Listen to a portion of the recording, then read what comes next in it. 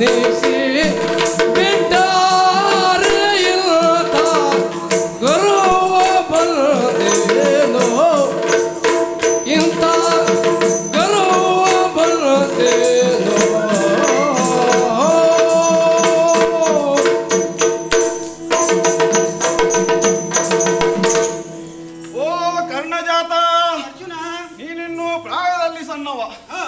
ನಿನ್ನಂತವನಿಗೆ ಯುದ್ಧರಂಗವು ಸಮ್ಮತವಲ್ಲ. ಆಟ ಪಾಠಗಳತ್ತ ಗಮನ ಕೊಡಬೇಕಾದ ನೀನು ನಮ್ಮಂತ ತ್ರಿಲೋಕಿಗಳ ವಿಜಯಗಳ ಮುಂದೆ ಬಂದು ಯುದ್ಧ ಮಾಡುವುದು ಅಷ್ಟು ಸುಲಭವಲ್ಲ. ಹಾಗಾಗಿ ಎರಡು ಬುದ್ಧಿಯ ಮಾತುಗಳನ್ನು ಹೇಳಿದ್ದೇನೆ. ನಿನಗೆ ಬಾಳಿ ಬದುಕಬೇಕಾದ ಬಾಲಕ ನೀನು. ಹಾಗಾಗಿ ನಿನ್ನನ್ನು ಮನ್ನಿಸಿ ಬಿಟ್ಟು ಬಿಡುತ್ತೇನೆ. ಹೋಗಿ ಬದುಕಿಕೊಂಡಿರು. ಏನದು ಸಣ್ಣವನೇ? ಹೌದು, ಸಣ್ಣವ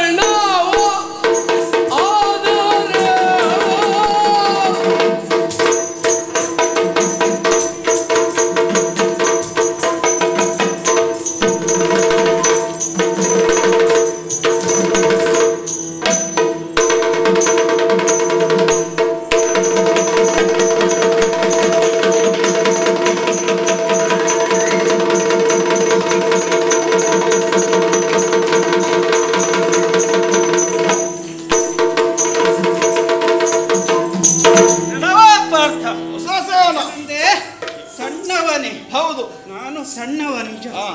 ಆದರೆ ಸಣ್ಣವರ ಅನೇಕರು ಪೂರ್ವದಲ್ಲಿ ಅನೇಕ ಯುದ್ಧಗಳನ್ನು ಜಯಿಸಿದ್ದಾರೆ. ನೀನು ಜಾಣ. ಏನು ಮಾಡಿದಿ ನೀನು? ಏನು? ಒಂದೆರಡು ಬಾಣಗಳನ್ನು ಬಿಟ್ಟೆನಷ್ಟೇ. ಅರ್ಧದಲ್ಲಿ ಯುದ್ಧವನ್ನು ನಿಲ್ಲಿಸಿ ನಿನ್ನ ಭಾವನಾದ ನಿನ್ನ ಸಾರಥಿಯಾದ ಕೃಷ್ಣನಿಗೆ ಹೋಗಿ ಕೇಳಿದಿ. ಹೌದು, ಚಿಕ್ಕ ಮಗುವೊಂದು ತಾಯಿಯ ಸೆರಗಿನ ಅಡ್ಡದಲ್ಲಿ ಅಡಗುವಂತೆ ಅವನೊಂದಿಗೆ ಕೇಳಿದಿ, ಏನು ಮಾಡಲಿ ಇನ್ನು? ಹಾಗಾಗಿ ಅವನು ಕಪಟ ನಾಟಕ ರಂಗನಲ್ಲವೇ? ನಿನ್ನ ರಕ್ಷಣೆಯ ಭಾರ ಅವನಲ್ಲಿದೆ. ಅವನು ಸೂತ್ರಧಾರ, ನೀನು ಪಾತ್ರಧಾರ. ಹಾಗಾಗಿ ನಿನ್ನಲ್ಲಿ ಸ್ವಂತಿಕೆ ಇಲ್ಲ. ನಾನು ಏಕಾಂಗಿಯಾಗಿದ್ದೇನೆ. ನನಗೆ ಬೆಂಗಾವಲು ಯಾರೂ ಇಲ್ಲ. ಸಣ್ಣವನಾದರೇನು ಕೇಳು. ಆ ಲವಕುಶರು ರಾಮನ ಚದುರಂಗ ಸೇನೆಯನ್ನು ಎದುರಿಸುವಾಗ ಯಾರಿದ್ದರಲ್ಲಿ? ಅವರು ಸೋಲಿಸಲಿಲ್ಲವೇ? ಅದು ಹಾಗಿರಲಿ. ಪೂರ್ವದಲ್ಲಿ ಆ ವಾಯುಪುತ್ರನಾದ ಬಾಲ ಹನುಮ ಭೂಮಿಯಿಂದ ಅಂಬರಕ್ಕೆ ಹಾರಿ ಸೂರ್ಯನನ್ನೇ ನುಂಗಿದ. ದೊಡ್ಡವನಿದ್ದಾವ, ಚಿಕ್ಕವನಲ್ಲವೇ?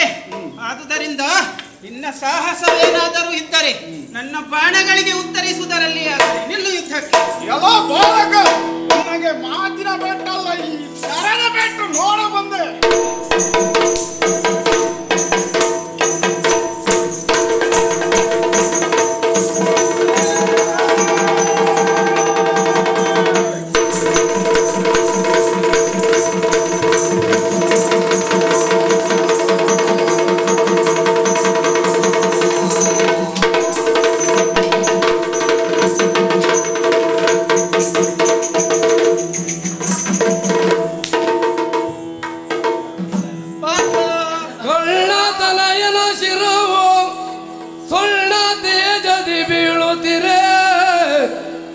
ಬಳ್ಳವಾಲ ಕಂಡು ವಿಸ್ಮಿತನಾಗುತ್ತ ಇಂತೆಂದ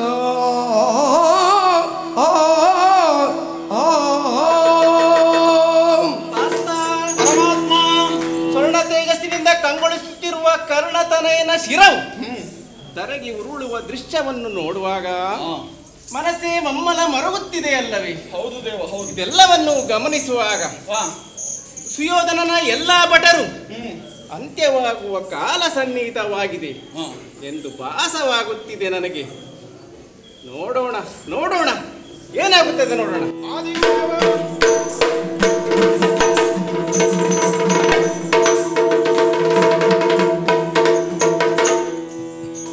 ಧರಣಿಪತಿ ಕೇಳು ಜನಲೇ ಜಯನೆ ಕೋರವನು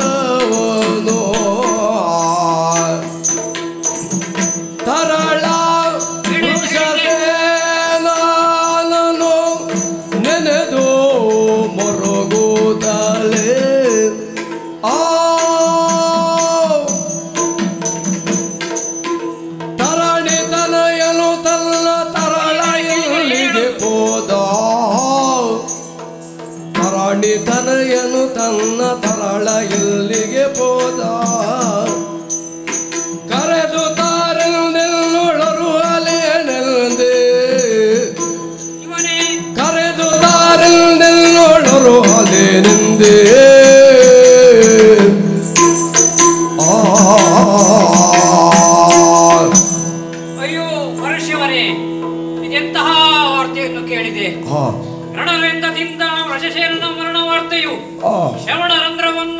ಕೇಳಿ ಹೃದಯವನ್ನೇ ಕೊರೆಯುತ್ತಾ ಇದೆ. ಹೋಗಬೇಡ ಎಂದು ಹೇಳಿದ್ದೆ, ಆದರೂ ರಣವೀಳ್ಯವನ್ನು ಪಡೆದ ಹೊರಟು ಹೋದ. ಈಗ ಮಿತ್ರನಾದ ಕರ್ಣನು ಬಂದು ಕೇಳಿದರೆ ನಾನು ಏನನ್ನು ಹೇಳಲಿ?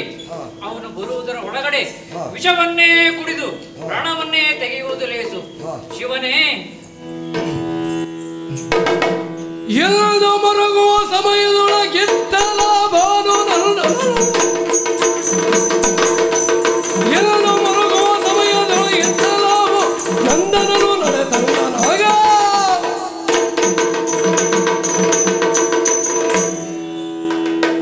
ಕರ್ಣನ ಸೇನಾಧಿಪತ್ಯ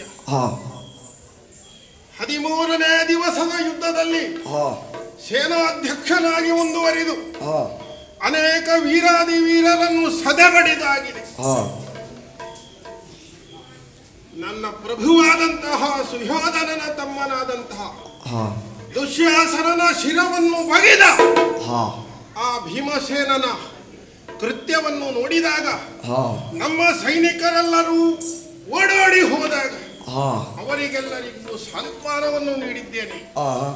ಹಾಗಾಗಿ ಸೇನಾಧಿಪತಿಯಾದಂತಹ ಕರ್ಣನ ಮಾತುಗಳಿಂದ ಹುರಿದುಂಬಿಸಿದಂತಹ ಎಲ್ಲಾ ಸೇನೆಯವರು ಪುನರಪಿಯಾಗಿ ಬಂದು ಸೇರಿದ್ದಾರೆ. ನನ್ನ ಯುದ್ಧದ ಕ್ರಮ, ಧರ್ಮಜನನ್ನು ಸೆರೆ ಹಿಡಿದಿದ್ದೇನೆ, ಭೀಮನನ್ನು ತಿವಿದಿದ್ದೇನೆ, ನಕುಲ ಸಹದೇವರನ್ನು ಗಾವಿಗಿಳಿಸಿದ್ದೇನೆ. ಆದರೆ ಆಶ್ಚರ್ಯವಾಗುವುದಿದಲ್ಲ, ರೋಧನದ ಧ್ವನಿ ಕೇಳುತ್ತಾ ಇದೆ. ಎಲ್ಲಿ ಎನ್ನುವುದನ್ನು ಅರಸಿಕೊಂಡು ಹೋಗುತ್ತೇನೆ, ನೋಡೋಣ.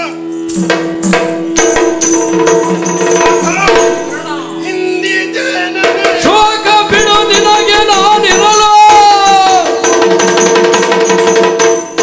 ಇಲ್ಲಿದೆ ನಿನ್ನ ಶೋಕ ಬಿಡು ನಿನಗೆ ನಾನಿರಲು, ಬಿಡು ನಿನಗೆ ಇರಲು. ಬಂದ ವ್ಯಾಕುಲವೇನು ಬೇಳೆನ್ನೋಳೀಗ, ಬಂದ ವ್ಯಾಕುಲವೇನು ಬೇಳೆನ್ನೋಳೀಗ. ಕೌರವ ಮಹಾಪ್ರಭು ನೆಲಕಿರಿವೇನೆ ಭಗವಿರೆ, ಛಲಕಿರಿವೆನ್ ನಾನು ಎಂದು. ಛಲಕ್ಕಾಗಿ ಹೋರಾಡುವವ ನಾನು, ನೆಲಕ್ಕಾಗಿ ಹೋರಾಡುವವನು ಅಲ್ಲ ಎನ್ನುವುದಾಗಿ ತುಂಬಿದ ಸಭೆಯಲ್ಲಿ ಹೇಳಿ ಆ ಕೃಷ್ಣನಿಗೆ ಹೇಳಿದ ಮಾತು ನೆನಪು ಹೋಯಿತೆ. ಪ್ರಭು, ನಿಮ್ಮಲ್ಲಿ ನಮಗೆ ಆ ನಿರೀಕ್ಷೆ ಇಲ್ಲ. ಪ್ರಭು, ಏಕಪ್ರಕಾರವಾಗಿ ಕಣ್ಣೀರಿನಿಂದ ನೊಂದು ಬೆಂದು ಬಸವಳಿದು ಈ ರೀತಿಯಾಗಿ ದುಃಖ ತಪ್ತನಾಗಿ ಕುಳಿತಿದ್ದೀಯಲ್ಲ ಪ್ರಭು. ನಿನ್ನ ಬಳಿಗೆ ಬಂದವ ನಿನ್ನ ಮಿತ್ರನಾದಂತಹ ಕರ್ಣ. ಪ್ರಭು, ಮೃತ್ಯು ದೇವತೆಯೇ ಬಂದು ನಿನ್ನನ್ನು ಕೊಲ್ಲುತ್ತೇನೆ ಎಂದಾಗ ನನ್ನ ಮಗನಾದಂತಹ ವೃಷಸೇನನನ್ನು ಅದರ ಬಾಯಿಗೆ ಕೊಟ್ಟಾದರು ನಿನ್ನನ್ನು ರಕ್ಷಿಸುವ ಭಾರ ನನ್ನದು ಪ್ರಭು. ಹೇಳು, ಏನಾಯಿತು ಎನ್ನುವುದನ್ನು. ಏನು? ಕೇಳು ನಿನ್ನಯ ಕೋರ ಕೋಳ ಭೀಮನ ಗೆಲಿದು, ಕೇಳು ನಿನ್ನಯ ಕೋರ ಕೋಳ ಭೀಮನ ಗೆಲಿದು. ಕಾಳಗದೊಳರ್ಜುನನೊಳೈದ ಸುರಪುರಕ್ಕೆ, ಕಾಳಗದೊಳರ್ಜುನನೊಳೈದ ಸುರಪುರಕ್ಕೆ.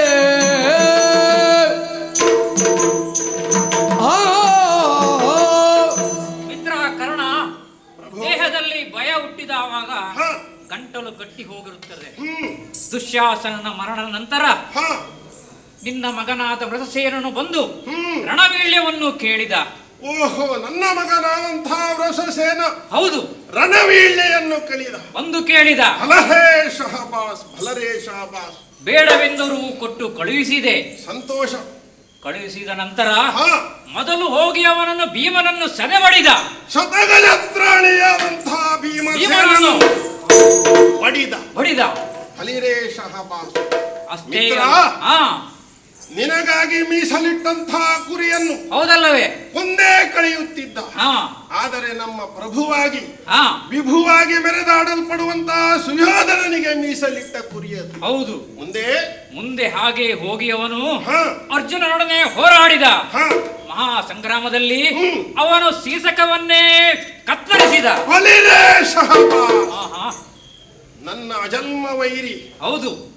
ಅರ್ಜುನ ಹಾ, ಅವನ ಎದೆಗೆ ಅವಚಿಕೊಂಡಂತಹ ಕವಚವನ್ನು ಚೆಲ್ಲಿ ಬಿಸಾಡಿದ. ಹೌದು. ಸಂತೋಷವಾಯಿತು ಮಿತ್ರ. ಆಹಾ, ಮುಂದೆ ಮುಂದಿನ ವಿಷಯವನ್ನು ಏನಂತ ಹೇಳಲಿ ಕರ್ಣ? ಏನಾಯಿತು? ಹಾಗೆ ಮುಂದುವರಿದ ಸಂಗ್ರಾಮದಲ್ಲಿ ಹ, ಮಹಾಶಸ್ತ್ರದಿಂದ ಅರ್ಜುನನು ನಿನ್ನ ಮಗನನ್ನು ಯಹಲೋಕಕ್ಕೆ ಕಳುಹಿಸಿದ ಕರ್ಣ. ಅಯ್ಯೋ, ಸುತಯ ಮರಣವ ಗೈದ ಸುತಗೆ ಮರಣವ ಗೈದ, ಪಾರ್ಥನ ಸತಿಯ ಓಲೆಯ ಕಳೆವೆ ಸತಿಯ ಓಲೆಯ ಕಳವೆ ಕಳೆವೆ ನೋಡೆಂದ.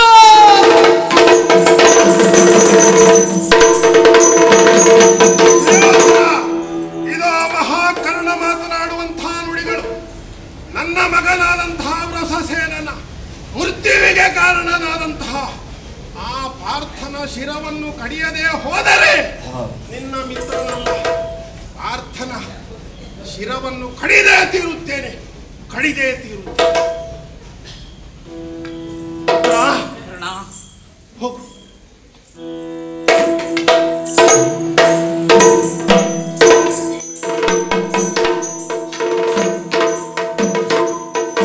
ಅನಿರೀಕ್ಷಿತವಾದಂತಹ ಬದಲಾವಣೆ. 14ನೇ ದಿವಸದ ಯುದ್ಧದ ಮುಂಚೂಣಿಯಲ್ಲಿದ್ದು ಸೇನಾಧಿಪತ್ಯದ ನೇತೃತ್ವವನ್ನು ವಹಿಸಿದ ಕರ್ಣನಿಗೆ ಮರ್ಮಾಘಾತವಾದಂತಹ ಸುದ್ದಿ ಕೇಳಿತಲ್ಲ. ಶಿವನೇ, ನನ್ನ ಮಗನ ಮೃತ್ಯು ಒಂದು ಕಡೆಯಲ್ಲಿ ಯೋಧತ್ವ, ಇನ್ನೊಂದು ಕಡೆಯಲ್ಲಿ ಪಿತೃತ್ವ, ಎರಡು ಕೈ ಬೀಸಿ ಕರೆಯುತ್ತಿದೆ. ಕರ್ಣ, ಮಹಾವೀರನಾಗಿ ವಿಜೃಂಭಿಸುವ ನೀನು ಈ 14ನೇ ದಿವಸದ ಯುದ್ಧದ ನೇತೃತ್ವವನ್ನು ವಹಿಸಿ ಹಿಂದಕ್ಕೆ ಹೋಗುತ್ತಿದ್ದೀಯಾ ಎನ್ನುವ ಮಾತು ಆಂತರ್ಯದಲ್ಲಿ ಹೇಳುವ ಮಾತಲ್ಲವೇ ಅದು? ಇನ್ನೊಂದು ಕಡೆ ಸಂಸಾರಿಯಾಗಿ ನನ್ನ ಮಗನಾದಂತಹ ವ್ರಸಸೇನನನ್ನು ಕಳೆದುಕೊಂಡಂತಹ ಆ ದುಃಖ ಏನು ಮಾಡೋಣ? ವೀರನಾಗಿ ಧೀರನಾಗಿ ಮೆರೆದಂತಹ ಕರ್ಣ ತನ್ನ ಮಗನ ಆ ಶವದ ಎದುರಿನಲ್ಲಿ 4 ಕಣ್ಣೀರನ್ನು ಬಸಿದು ನನ್ನ ಪಿತೃತ್ವವನ್ನು ಸಾರ್ಥಕಗೊಳಿಸುತ್ತೇನೆ. ಹೋಗುತ್ತೇನೆ. ಅತಿಮಾ ಚಿರತೆಯಲ್ಲಿ ಹೊರಟ ನೃಪ ಸವಾಲಯವಾ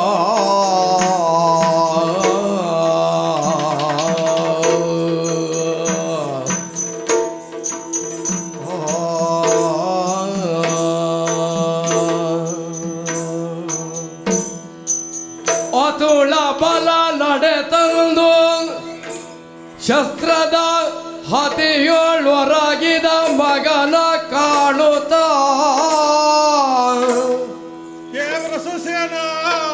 ಗತಿಯ ದಾರಿನಗೆಂದು ಮೊಮ್ಮಲ ಮುರುಗಿದನು ಕರ್ಣ.